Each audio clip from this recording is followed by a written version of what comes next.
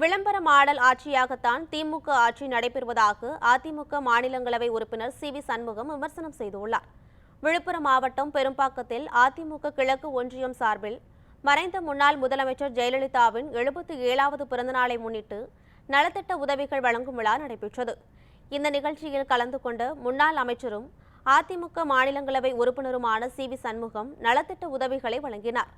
பின்னர் கூட்டத்தில் பேசிய சி.வி. சண்முகம், ஆட்சியில் இருந்தாலும் இல்லாவிட்டாலும் மக்கள் பிரச்சினைக்காக போராடுகிற இயக்கமாக அதிமுக உள்ளதாக கூறினார். மாதந்தோறும் 1000 ரூபாயை வழங்கும் திமுக அரசு டாஸ்மாக் மூலம் அதனை வசூலித்து விடுவதாக விமர்சனம் செய்தார். விளம்பர ஆட்சியாக மட்டுமே திமுக ஆட்சி நடைபெறுவதாகவும் சி.வி. சண்முகம் விமர்சித்தார். 2021 அம்மாவுடைய ஆட்சி, எடப்பாடி அவர் ஆட்சி மாறி இந்திய முதலமைச்சர் திரு ஸ்டாலின் ஆட்சி பொறுப்பேற்கின்ற போது இருந்த விலைவாசி என்ன, இன்னைக்கு விலைவாசி என்ன, அதை மட்டும் தயவு செய்து நினைச்சு பார்த்துக்கோங்க. இந்த ஆட்சியில, இந்த திமுக ஆட்சியில, திரு ஸ்டாலின் ஆட்சியில விளம்பர மாடல் தான் நடக்குது. சிந்தித்து செயல்படுங்க, விளம்பரத்தை நம்பாதீங்க.